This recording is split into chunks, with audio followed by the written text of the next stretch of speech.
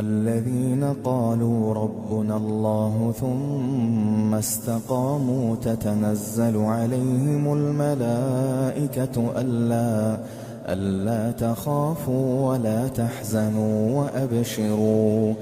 وأبشروا بالجنة التي كنتم توعدون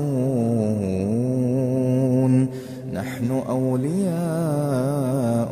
في الحياة الدنيا وفي الآخرة ولكم فيها ما تشتهي أنفسكم ولكم فيها ما تدعون.